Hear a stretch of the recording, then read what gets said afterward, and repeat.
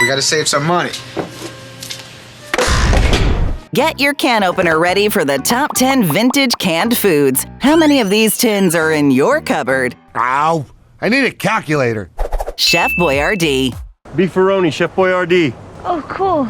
A classic canned dinner that might be just as famous for the face on every can, Chef Boyardee. Whether your preference is beef ravioli, classic spaghetti and meatballs, or the wonderfully named beefaroni, cans of pasta being popped open after school or for a quick lunch are defining times for many of us. But defining this iconic pantry pasta requires a bit of a history lesson dating back over 100 years. Yes, there was a real Chef Boyardee, and yes, pasta was his specialty. But the shelf-stable stuff sealed in a tin can has come a long way from its Italian roots. Hello, may I come in? The chef's real name was Ettore Boyardee, and he had his name eventually anglicized for American audiences. But the real-life Chef Boyardee was an Italian-American immigrant who landed at Ellis Island in 1914 at the tender age of 16. But Boyardee was so proficient with pasta, just 1 year later he landed the job as head chef at New York City's Plaza Hotel. Eventually, his dishes became so well known across NYC that he started to sell take-home pasta kits. That idea eventually evolved into a mass canning operation where he had to hire over 5,000 employees to pump out a daily count of 250,000 cans. The company was eventually sold in 1948, but the legend of Chef Boyardee lives on in our hearts and in our stomachs. What's wrong, old friend? Can't sleep?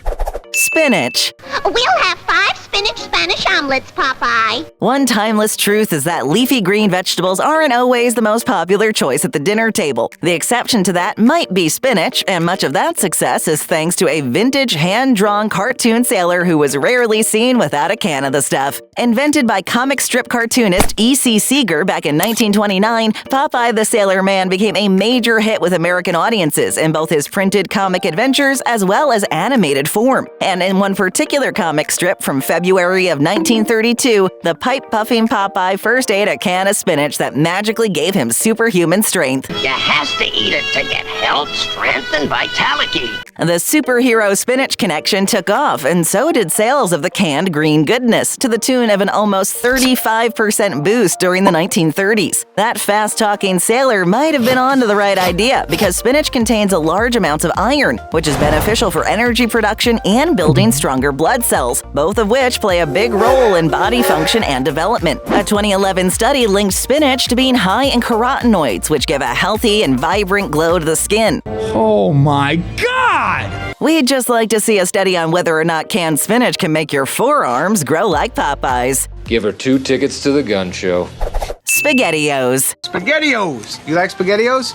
The Boyardee name might be the king of the canned pasta scene, but the chef's not without competition. This particular vintage canned pasta doesn't have a history as long as Chef Boyardee, but the introduction of this mouth-watering childhood favorite goes way back as the swingin' 60s. First hitting shelves in May of 1965, SpaghettiOs were manufactured and marketed by the Campbell Soup Company as a less messy, ready-to-serve alternative to traditional long-noodled spaghetti. Yep. Much like Chef Boyardee did over the years, the basic pasta and sauce model eventually expanded to include other varieties, like SpaghettiOs with meatballs, chicken meatballs, frankfurters, and even a spicy version infused with Frank's Red Hot sauce. Despite the classic unforgettable tagline, "Uh-oh, SpaghettiOs," these cans never had any uh-ohs along the way and remained a favorite among kids and adults for decades after their debut. In fact, by 2010, SpaghettiOs were selling to the tune of more than 150 million cans every calendar year. A decade later, SpaghettiOs officially turned 55, and in a couple more years will even be old enough to collect Social Security checks. Show me the money! Campbell Soup. Joe, I'm gonna get a roast.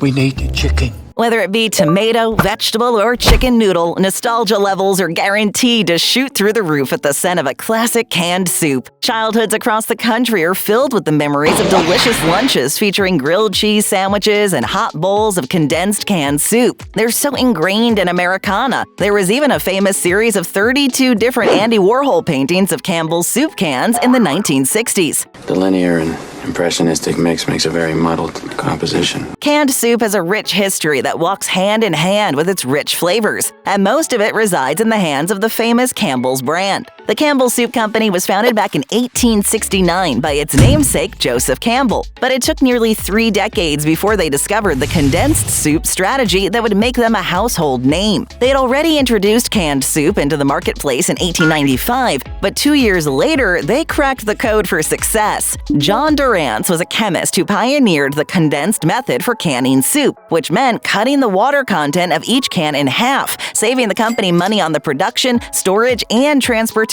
of soup cans. Over a century later, Campbell's soup remains a timeless classic any time of the year. Good soup.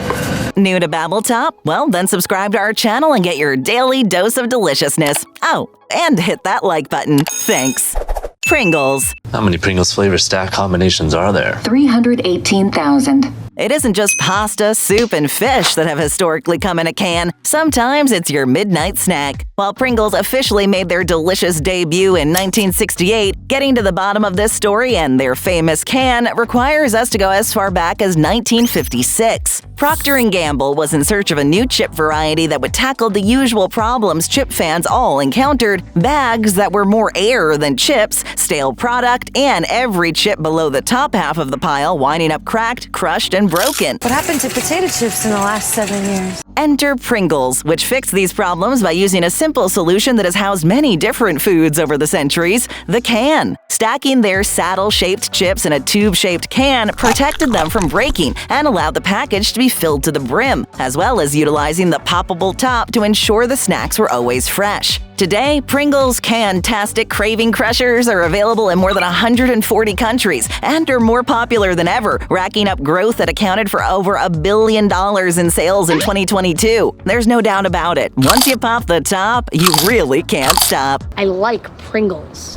Spam. Spam and Reese's, alright. No, we're not talking about unwanted emails. We're talking about an all-time great of classic canned goodness. While this vintage munchable meat took off during World War II, its beginnings stretch back even further than that. It was originally released as Hormel spiced ham in 1927, but it wasn't until a decade later, when it was re-released under the catchier Spam name, that this canned meat took off. It's speculated that the name is either a combo of the words spiced and ham, or an acronym for shoulder of pork and ham. But whatever you might call Spam, it can certainly be called popular. Wait until you see. Spam's glory days in World War II was a direct result of how shelf-stable it was, able to be transported to troops stationed around the globe. The U.S. Army purchased 75,000 tons of the stuff throughout the conflict, and the Soviet Union's premier Nikita Khrushchev wrote in his autobiography that the Russian army might have starved without it. Despite its reputation as a military meat, the global conflict expanded Spam's footprint, and it's still a worldwide sensation today. By the start of this century, it was being sold in more than 40 different countries, and by 2021, Spam had sold more than 8 billion cans. Whether you love it or hate it, Spam just might be around for another 80 years. My food journeys always start here.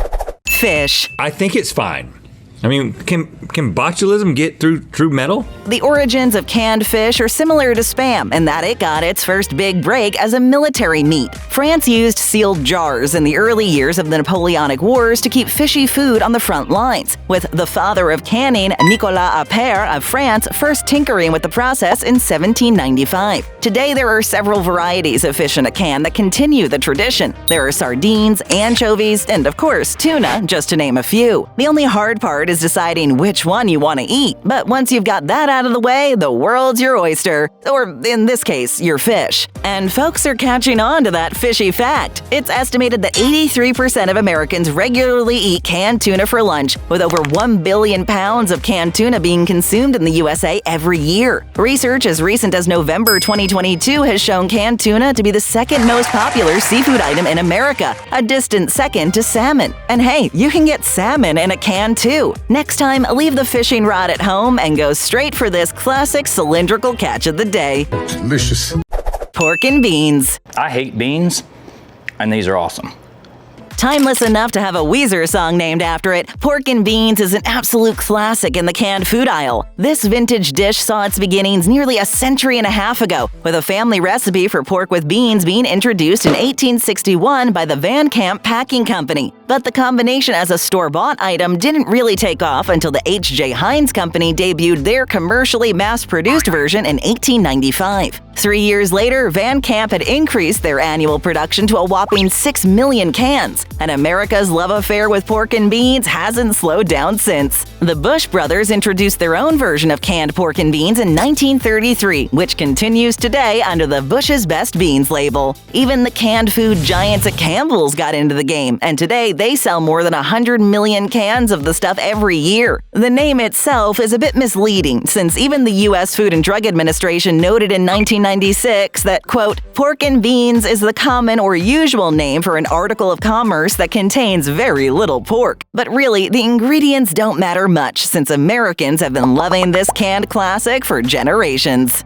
I ain't hungry. Oysters. That's weird. It's not weird. It's my special food. I like it. They might not have the rich and famous reputation of their fancy pants cousin, shucked oysters on the half shell, but canned oysters have plenty of advantages over the fresh stuff. The popularity of oysters themselves is so vintage, it dates back to the early 1800s when the snackable shellfish was plentiful. In stark contrast to the high-end restaurant fare of raw oysters nowadays, they were originally sold as street food. By the 1860s, Londoners were consuming 50 million tons of them every year, and by the time the calendar turned to 1900, New Yorkers were taking down 1 million oysters every day. The modernized canning process eliminated the expense and inconvenience of raw oysters, and this canned classic has helped folks feel bougie on a budget ever since. Did you know oysters are an aphrodisiac? Before we reach the top of our vintage cans countdown, hit that like button while we look at one can that couldn't make the final cut. The H.J. Heinz Company is probably most known for their ketchup, but lost in the shuffle are their classic kids' pasta shapes that started with alphabetti spaghetti back in the 1930s, before those specific alphabet shapes were discontinued in 1990. Along the way over the decades, Heinz licensed their pasta and tomato sauce combo with any kid-friendly marketing tie-in they could find, from Ghostbusters to Pokemon, DC Comics to Ninja Turtles, and even Peppa Pig and Minions. Heinz even had an in-house animal mold of shapes they simply called zoodles. Heinz pasta shapes have kept lunches entertaining for nearly a century, and they continue to do so to this day. Del Monte Fruit Cocktail. What if this fruit makes me the smartest man the village has ever known? Just like dessert after a delicious canned meal, we saved the sweetest for last. Recipes for some degree of chopped fruit salad have floated around the United States since the mid-1800s, but it wasn't until the 20th century that it took the recognizable form we know today. The invention of the modern recipe is largely credited to a Baron Gray packing company employee named Herbert Gray in 1930, but it wasn't until 1938 that Del Monte first canned and marketed a labeled fruit cocktail for mass consumption. While at first it was just a good way for Del Monte to chop up and use undersized or unattractive but servable fruit, it became one of the company's hottest sellers in the 1940s and is now produced nationwide under specific standards. The modernized USDA definition of a fruit cocktail specifies the ingredients and percentages of each fruit that make up the canned cocktail, and Del Monte never misses the criteria. The simple combo of pineapples, pears, grapes, cherries, and peaches is packed in fruit juice instead of syrup, which gives it a versatile level of natural sweetness that has made it a pantry staple for decades. It's one classic cocktail that can be enjoyed even when it isn't happy hour. Tasty. Stay for seconds and tap or click another great video. Hit that subscribe button and ring that bell to join our notification squad.